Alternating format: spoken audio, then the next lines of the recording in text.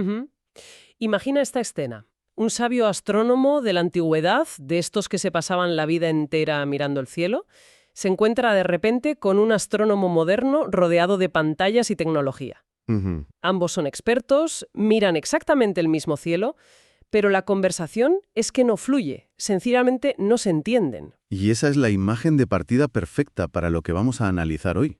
Los documentos que hemos revisado sugieren que existe un auténtico vacío científico entre la astronomía ancestral y la moderna. Sí, Y no es una pequeña diferencia, es un abismo conceptual. Casi son irreconciliables. exacto. Y lo que me parece fascinante, y esto los textos lo dejan muy claro, no es que una sea la buena y la otra la mala, No, para nada. ni que una esté bien y la otra mal. Es que son dos perspectivas científicas radicalmente distintas para observar lo mismo, como si hablaran, no sé, dos idiomas científicos diferentes. Por eso nuestro objetivo hoy es, intentar entender esa brecha. La paradoja central que plantean las fuentes es tremenda. A ver. Los ciclos Tierra-Luna-Sol, que hoy consideramos conocimiento de colegio, un tema que damos por resuelto, Y que olvidamos casi al instante. justo, pues para las culturas antiguas era el asunto primordial, la clave que definía la vida. Así que la misión es descubrir qué veían ellos en esos ciclos que la perspectiva moderna quizá ha simplificado demasiado. Vale, vamos a meternos en faena con esto que tiene miga. La primera gran diferencia que marcan estos análisis es la distinción entre tiempo y espacio. Ajá. La astronomía moderna, con toda su tecnología, es impecable. Es rigurosísima prediciendo el tiempo. Sabe con precisión de microsegundos cuándo va a ocurrir un eclipse, cuándo un planeta estará en un sitio.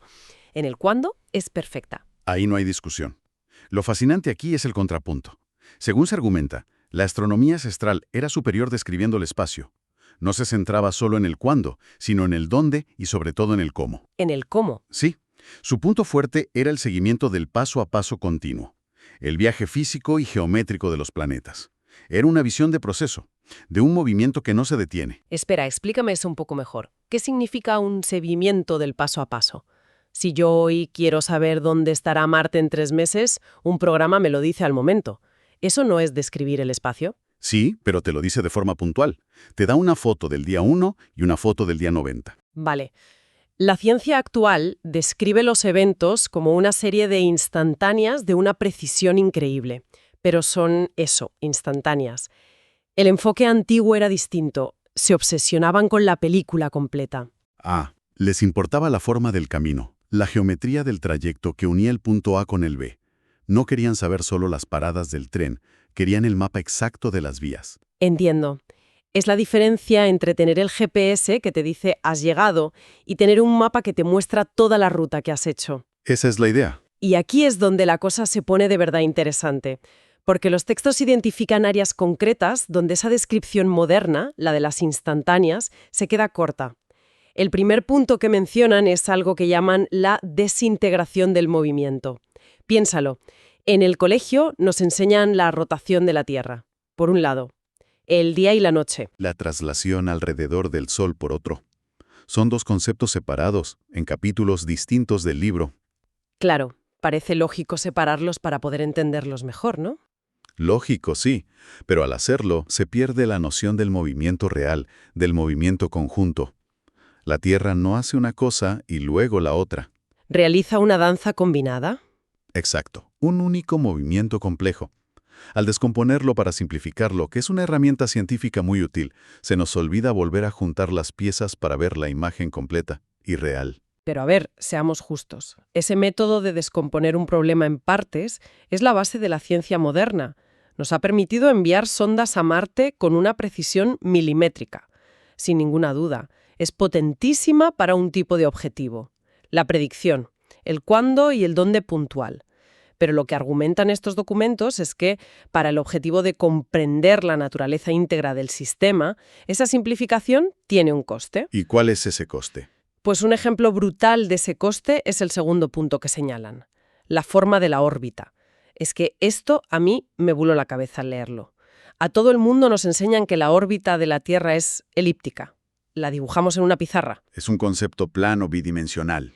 Un círculo un poco chafado. Exacto. Pero los textos citando el conocimiento de civilizaciones como la maya, afirman algo radicalmente distinto, que el movimiento real de la Tierra a través del espacio-tiempo no es una elipse, es una espiral. Una espiral, una hélice. Y esto no es solo una imagen bonita, ¿eh? Tiene implicaciones físicas enormes. Espera un momento, si esto es así, si nuestro planeta se mueve en espiral, ¿por qué seguimos enseñando el modelo de la elipse en todas las escuelas del mundo? Esa es una pregunta clave. Es una mezcla de varias cosas. El modelo de la elipse es perfectamente válido y útil si consideras el Sol como un punto fijo. Como un ancla. Eso es. Dentro de nuestro sistema solar, para calcular posiciones relativas, funciona de maravilla. Pero la realidad es que el Sol no está quieto. Claro, se está moviendo. Nuestro Sol es una estrella que se mueve por la galaxia a unos 230 kilómetros por segundo y nos arrastra con él. ¡Ostras! Por tanto, cada año la Tierra nunca vuelve al mismo punto en el espacio absoluto. Nuestro viaje es una hélice, una espiral que se desplaza junto al Sol. La elipse es un modelo relativo, la espiral es un movimiento más cercano a lo real. Vale, es una simplificación útil, pero que oculta una verdad mucho más dinámica. Y me imagino que no es el único ejemplo de estas. Lagunas. No, hay más.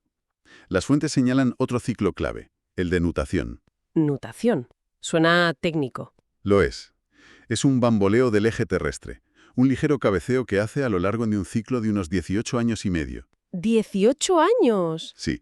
La explicación moderna suele atribuirlo a la influencia de la Luna, pero los propios textos científicos a menudo califican esa explicación de, poco clara o inconclusa. No hay un consenso total. Para la mayoría, la notación es como mucho una pregunta de trivial, una curiosidad. Pero el contraste que pintan los textos es enorme, porque para los antiguos este ciclo era absolutamente vital. Vital es la palabra. Lo conocían, lo medían y lo describían con un detalle asombroso. Y ahora viene la pregunta del millón. ¿Por qué? ¿Por qué le daban tanta importancia a un cabeceo tan sutil? Claro, un bamboleo que dura más de 18 años. ¿Cómo conectas eso con algo práctico? Me cuesta verlo. Pues servía para su gran objetivo, el que lo unía todo. La predicción de eclipses. Ah, Para predecir con exactitud dónde va a caer la sombra de un eclipse, no solo necesitas saber dónde están el Sol y la Luna, necesitas saber la orientación exacta del planeta en ese instante. vale. La nutación, ese cabeceo, altera ligeramente esa orientación. Los mayas, por ejemplo, entendieron que si no corregían sus cálculos con este ciclo a largo plazo, sus predicciones fallarían por cientos de kilómetros. ¡Qué barbaridad! Era un ajuste de una finura increíble. Entendido. Así que la nutación era una pieza clave para los eclipses. Me da la sensación de que para ellos los eclipses eran mucho más que un espectáculo, eran el centro de todo. Totalmente. Y eso nos lleva a la que las fuentes llaman la clave maestra de todo este conocimiento. Para nuestra cultura, un eclipse es un fenómeno aislado. Espectacular, sí, pero raro. La excepción. Exacto. Para los antiguos, no era la excepción, sino la regla que explicaba cómo funcionaba todo el sistema. Eran el pilar central de su astronomía. Vale, pero ¿por qué? ¿Qué tienen de especial los eclipses para ser la piedra angular de todo? ¿No es más fácil estudiar, no sé, las fases de la Luna? Es que el objetivo final no era solo predecir cuándo iba a ocurrir un eclipse, como hacemos hoy con una app. Eso era solo el principio. El nivel básico. El verdadero conocimiento venía de rastrear sus patrones a lo largo de siglos. Al seguir ese rastro, lograban mapear algo que las fuentes denominan la trama de la Tierra. La trama de la Tierra. Suena un poco esotérico, ¿no? Es una gran pregunta, porque roza ambas cosas, pero nace de la ciencia pura. No es un concepto místico, es el resultado de la observación. A ver. Al registrar durante generaciones dónde y cuándo ocurrían los eclipses, se dieron cuenta de que no eran eventos aleatorios. Descubrieron ciclos dentro de ciclos. Como el ciclo de Saros. El más famoso, que dura poco más de 18 años. Al mapear cómo múltiples ciclos se entrelazaban, empezaron a ver la maquinaria interna del sistema. O sea que no miraban el eclipse aislado, sino la serie completa. Veían la melodía, no solo las notas sueltas. Es una analogía perfecta. Los eclipses eran el sonido del motor cósmico. Y al escucharlo con esa atención, descifraban la estructura que había debajo. La trama es eso, el engranaje completo, el mecanismo. El mecanismo que conecta Tierra, Luna y Sol. Los eclipses eran la herramienta que les permitía ver y comprender esa mecánica de forma integrada. Les mostraba la orden, la proporción y la armonía del cosmos. La prueba matemática de que el universo no era caótico. Sino un mecanismo de relojería perfecto. Vale, entiendo la mecánica. Tenían un mapa del sistema increíblemente preciso. ¿Pero qué hacían con él? ¿Cuál era la implicación de esto para su cultura? Aquí es donde se cierra el círculo y la brecha con nuestra visión del mundo se hace gigante. La gran conclusión de estos textos es que el método ancestral ofrecía algo que la tecnología moderna, a pesar de su precisión, no consigue: una visión integrada. Integrada. Una visión donde esa mecánica celeste, matemática y predecible servía para validar una sabiduría cultural y espiritual mucho más profunda. ¿Quieres decir que usaban la astronomía para justificar su religión? Es más profundo que eso. No era una justificación, era una derivación. Al observar esa orden, esa proporción y esa armonía perfectas en el cielo, encontraban una explicación racional para la existencia de lo sagrado, o de Dios, como lo llaman las fuentes. O sea, no era fe ciega, no.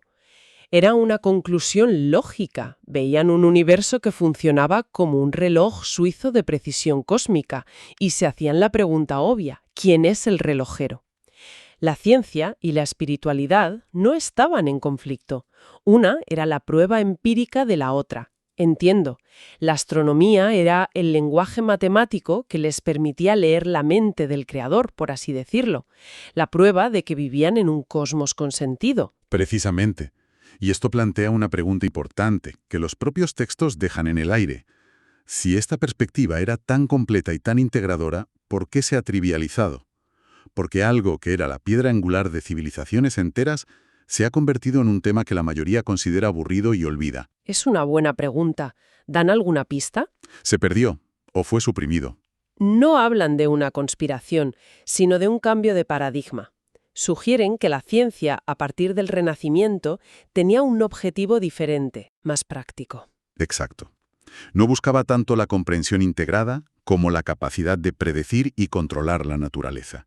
Se enfocó en el análisis, en descomponer las cosas, más que en la síntesis. Y en ese proceso, esta visión holística se fue reduciendo a unas pocas instantáneas útiles. Con el riesgo de que esa simplificación masiva pueda acarrear errores de interpretación sobre nuestra comprensión del universo. ¿Y de nuestro lugar en él? En resumen, por ver si lo he entendido bien, la invitación de estas fuentes es a mirar ese cielo que creíamos conocer, con otros ojos. Nos dicen que, aunque somos expertos en predecir el cuándo, quizás hemos perdido la capacidad de apreciar el cómo y el porqué de ese majestuoso baile cósmico. El mensaje final es exactamente ese. La astronomía ancestral no era una ciencia primitiva esperando a ser corregida. Era una ciencia diferente, con un objetivo distinto. Buscaba comprender la estructura. La armonía y el significado del sistema. Era una ciencia de la integración, no solo de la predicción. Una que conectaba a la persona que observa con lo observado de una manera que hoy nos resulta casi ajena. Y eso nos deja con una reflexión final para darle vueltas. Si un tema que consideramos tan resuelto como el movimiento de nuestro propio planeta puede ser visto desde una perspectiva tan radicalmente distinta, ¿qué otras áreas del conocimiento que damos por sentadas, desde la biología a la economía, podrían esconder una sabiduría profunda que hemos olvidado por el simple hecho de simplificarlas demasiado?